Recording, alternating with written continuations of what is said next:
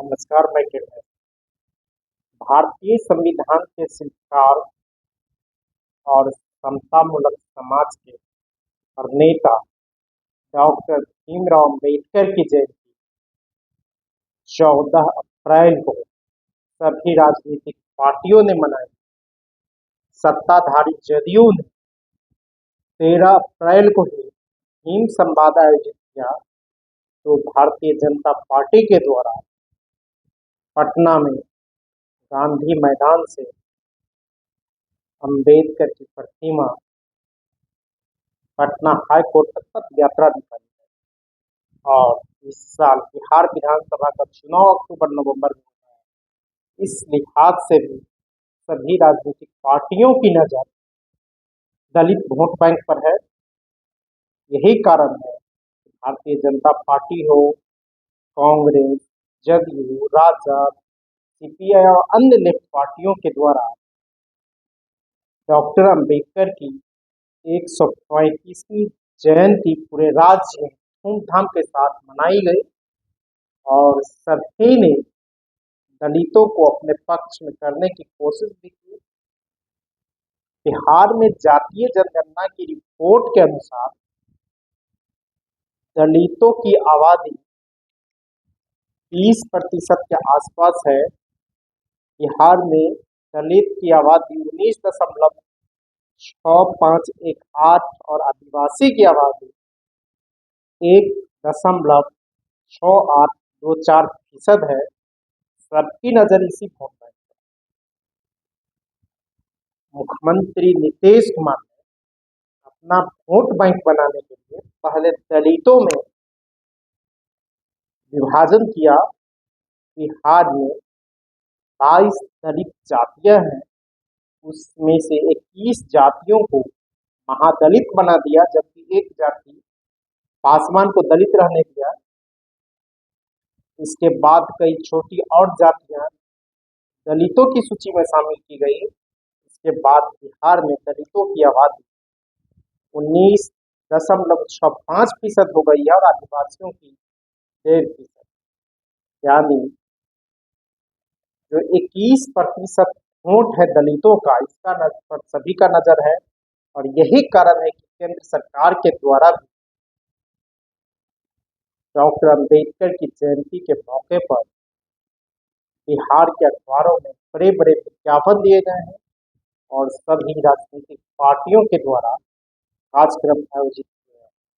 बिहार में अगर आबादी देखा जाए तो सामान्य वर्ग की आबादी 15.52% है, पिछड़ा वर्ग की 27 और अति पिछड़े की आबादी 36% है।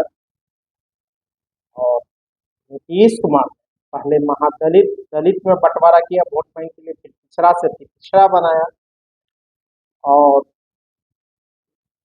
जब बार बार इस चुनाव में विभाजन होता रहा और दलित जो एक बड़ा वोट बैंक है, और हाल के दिनों में बड़े दलित आंदोलन हुए हैं केंद्र की मौजूदा सरकार पर संविधान को समाप्त करने, डॉक्टर भीमराव अम्बेडकर को अपमानित करने आदि के आरोप लगाए जाते रहे हैं।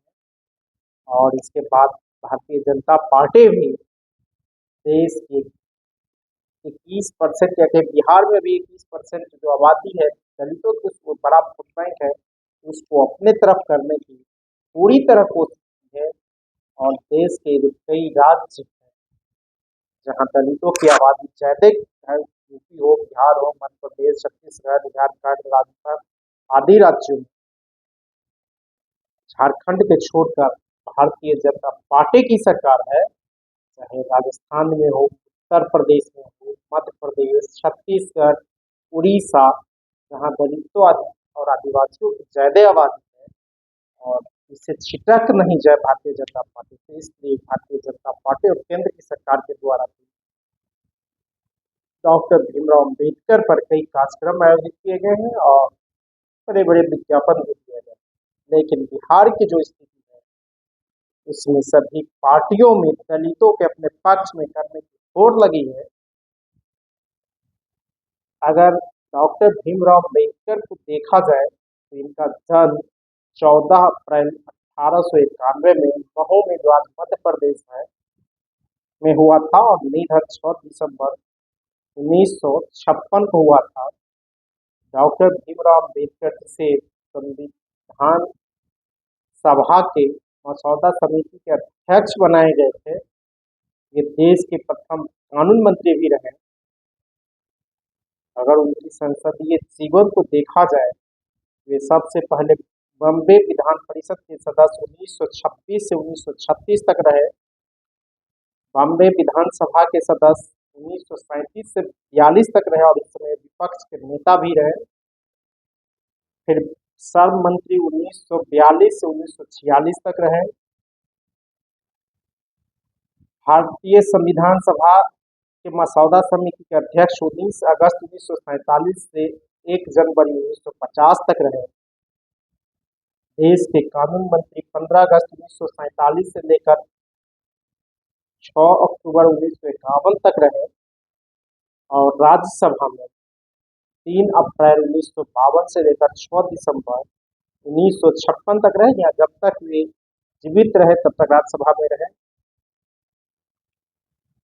तो यही कारण है कि सभी पार्टियां डॉक्टर अम्बेडकर के नजदीक होने चाहती है, लेकिन इस देश में दलितों पर जो अत्याचार बढ़े, कई घटनाएं सामने आ रही, आज भी छुआछूत है। डॉक्टर अम्बेडकर छुआछूत के खिलाफ थे, बराबरी की बात करते थे, लेकिन आज भी देश के कई हिस्सों में, कई मंदिरों में दलितों के प्रवेश पर रोक लग जाती है और उसके साथ आज भी कई तरह की खबरें छुआछूत की आती है और इस तरह की सवाल आज भी है। आज़ादी के 75 वर्ष के बाद दलितों के को इस देश में अपमान सहना पड़ता है और इसके पीछे कहीं नहीं राजनीति है और सत्ता में बैठे लोग ही इसको बढ़ावा देते हैं। जिस तरह की चर्चाएं होती रहती है, लेकिन जो कुछ हो, लेकिन 2025 में होने वाले अक्टूबर नवंबर में बिहार विधानसभा चुनाव से पहले बिहार में डॉक्टर के अम्बेडकर की जयंती की धूम मची और सभी राजनीतिक पार्टियों ने बढ़ चढ़ कर आयोजित किया। और यह तो चुनाव के वक्त ही बताएगा दलित के वोट किसको कितना मिलता है, लेकिन चुनाव से पहले दलित को अपने पक्ष में डॉक्टर भीमराव अम्बेडकर के बहाने करने की सभी पॉलिटिकल पार्टियों ने पुरजोर कोशिश की।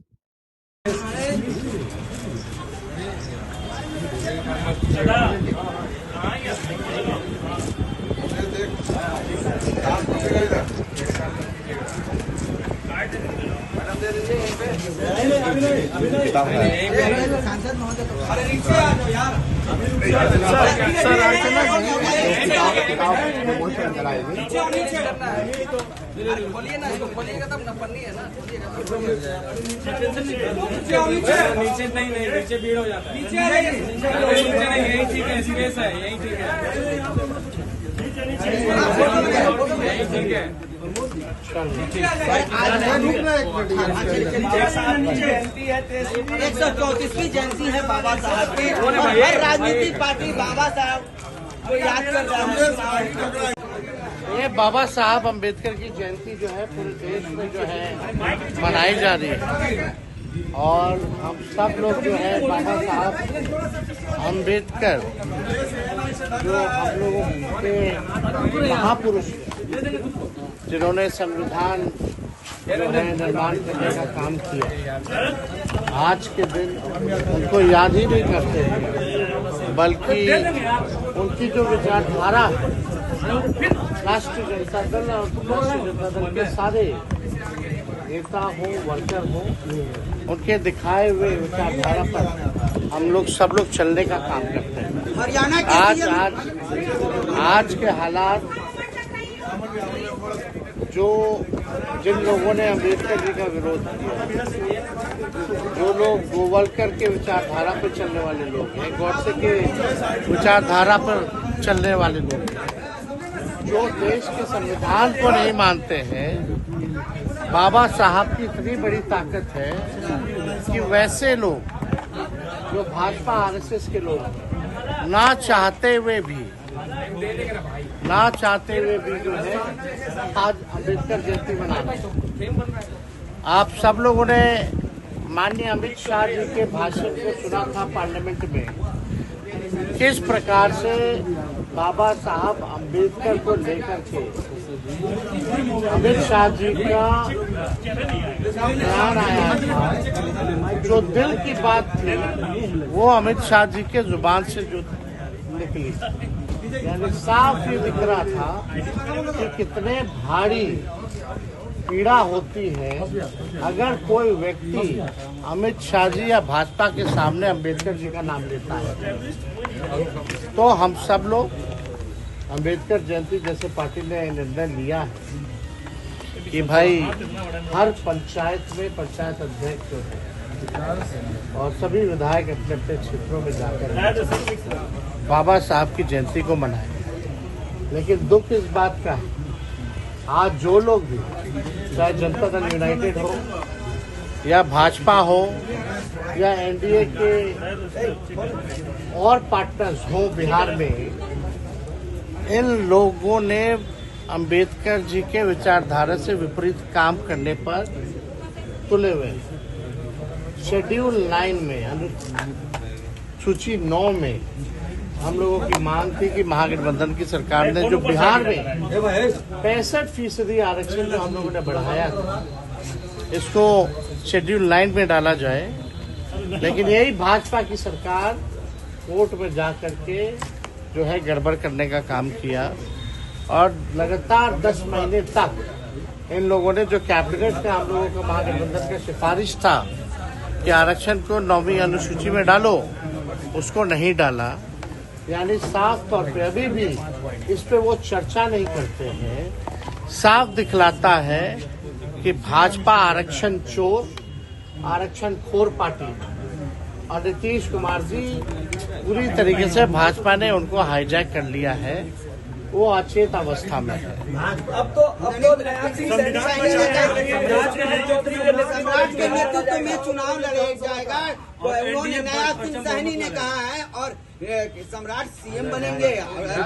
भाई बीजेपी में कौन नहीं सीएम बनेगा, ये तो बता दो। काहे ना आप लोग झगड़ा लगवा रहे हैं उन लोगों में? 2 दिन बाद दूसरा नाम आ जाएगा, क्यों चिंता कर रहे हैं? लोग आपस में नूरा कुश्ती लोग करते रहे।